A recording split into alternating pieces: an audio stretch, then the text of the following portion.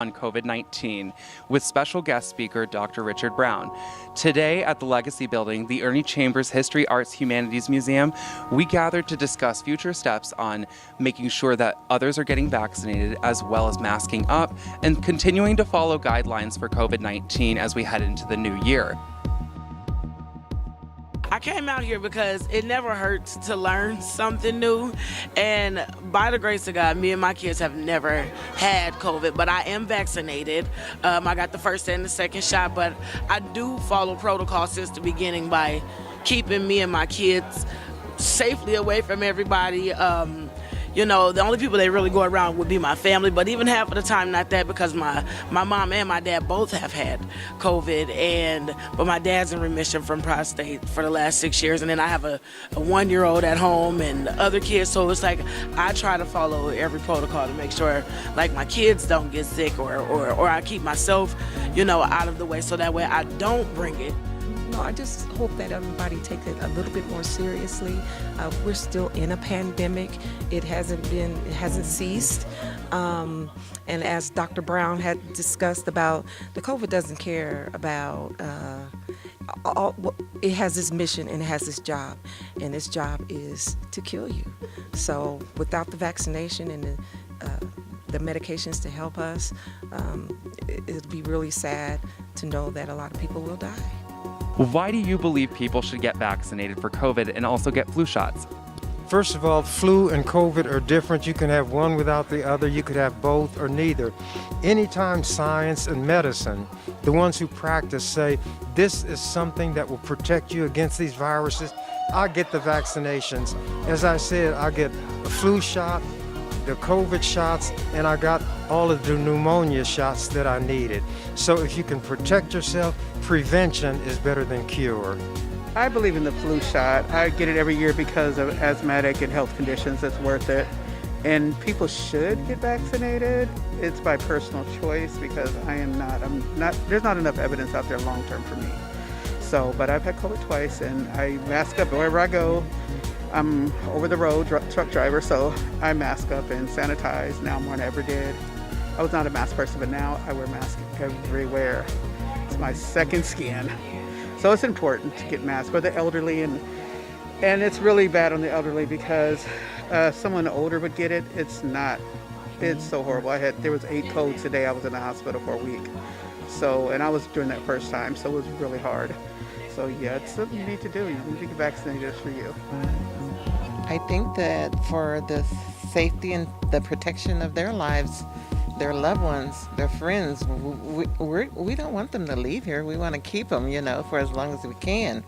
And realizing that you need to get your shot, your vaccination, so that you can save others in your family that are older, that have underlying conditions and things of that nature, and your friends. I mean, it would be terrible to say that my grandma passed because I came home with COVID and passed it on to her. How would you feel? Well, I think it's because you want to protect yourself against other people and your family. So I've gotten vaccinated. My boys that live in the house with me have gotten vaccinated because, you know, I want to remain healthy, and I don't want to, have COVID-19 and spread it to other people. Well, people should get vaccinated for COVID and get a flu shot because both the flu virus and the COVID-19 virus is still out here in the population. And we're entering into the winter months, into the flu season, and people are coming closer together, and that is when the virus has an opportunity to spread. It's important to be knowledgeable, to have information on things such as like COVID-19 that you may not necessarily get at home, and then that it's important to stay masked up, sanitize your hands, sanitize your surfaces at home, and to not just protect yourself, but also be in a position of protecting your family. Why is it important that we still talk about masks, guidelines, vaccines, etc. right now? To prevent COVID. It's so easy transferable from person to person by breath. I'm a COVID long hauler. And I just stood in a child's presence for a few minutes. The worker didn't acknowledge she had COVID, and it almost killed me.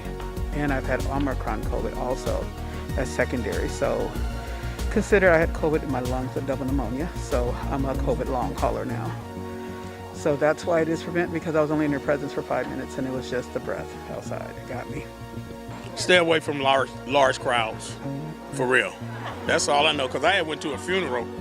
Who would think they'd get it at COVID at the funeral? I did.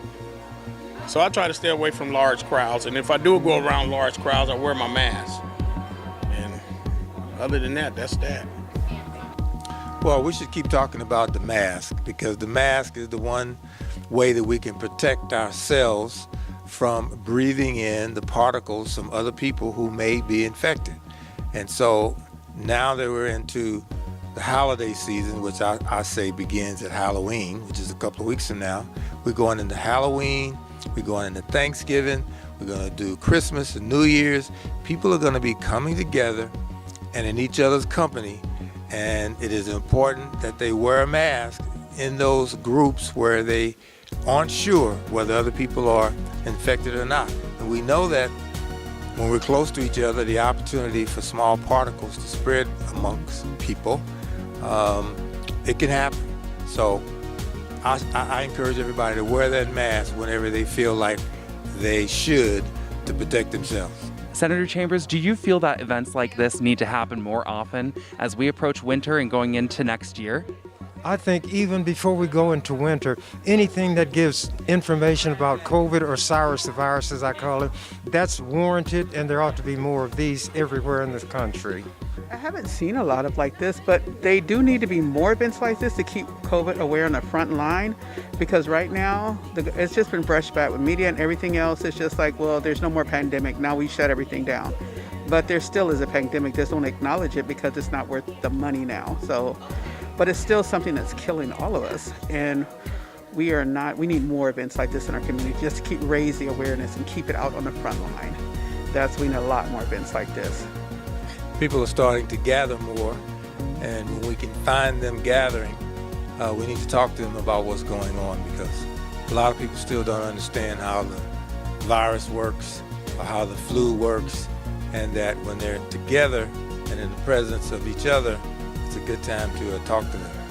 I think in the very beginning, I don't think we all knew or understood the impact that it would have in the long run. I think we all treated it as sort of like the flu, that, okay, we'll get a couple of sniffles, we'll get sick, and then we'll get better. And we didn't realize, or maybe I should say I didn't realize, till today, in hearing the numbers of deaths across the United States, across the state of Nebraska, and then in Douglas County. And then to know that on one given day, that 3,000 people died in one day due to this virus. That lets you know just how dangerous it is and how important it is to mask up and to sanitize and to wash your hands. I'll just be glad when it's over with, because I had the COVID before, and thank God I got over it. And coming through little meetings like this, you learn more and more and more. Like I said, I just want it to be over with, but it look like it's not going to be over with in one day or whatever. But I'll be glad when it's over with. The virus is real. Its only mission is to kill. Thanks so much for watching. I'm Amber Rodriguez with EWC Communications, and I hope you learned something new.